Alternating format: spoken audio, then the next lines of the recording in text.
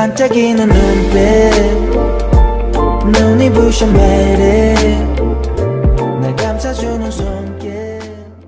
Choi Myung-ji and Yoon Se-young were trying to take over Hyesung Group using a fake pregnancy scheme, but they had overlooked one important detail. The real heir was already in the house. Goo-hana, the daughter who had been abandoned 20 years ago, revealed herself to be the true heir. Go Ji-seok, the head of Hyesung Group, entered and confirmed that they could now move forward with their plan. Goo-hana then made an incredible revelation. She was Yoon Yoo-jin's twin sister, one of the twins who had been lost 20 years ago. She showed the DNA test to prove it. Yoon Se-young sneered, saying it was too late, but Shin Yoo-jin was struck with shock. She realized the truth. Goo-hana was her daughter and Eun-chong was her grandson. Goo-hana then shared that Eun-chong was the son of Yoo-jin who had died in a car accident due to Choi Myung-ji's scheme. Evidence was shown confirming the truth. Choi Myung-ji and Yoon Se-young tries to deny their involvement, but it was clear they were responsible for the deaths and manipulation. The police arrived and took them away. Goo-hana held Eun-chong in her arms, promising him they would be a real family now. Later, Goo-hana met with her father Yoon Sung-ho, who had known about her and Eun-chong's true identities. Yoon Sung-ho explained that he had suspected Goo-hana was his daughter and had been gathering evidence. Goo-hana cried as she embraced her father, realizing how much she had longed for a family. They also learned that Yoon Yoo-jin had entrusted Eun-chong to Yoon Sung-ho before her death. The next day, Shin Yoo-jin called an emergency board meeting and revealed all the crimes committed by Choi Myung-ji and Yoon Se-young. She also announced that Goo-hana was her true daughter and the new co-heir of Hyesung Group. She took responsibility for everything, including the death of Yoon Yoo-jin, and apologized to Goo-hana for her mistakes. Goo-hana, who had initially sought revenge, now focused on protecting her family. Shin Yoo-jin asked for forgiveness and Goo-hana acknowledged that forgiveness would take time but was willing to try for the sake of their new family.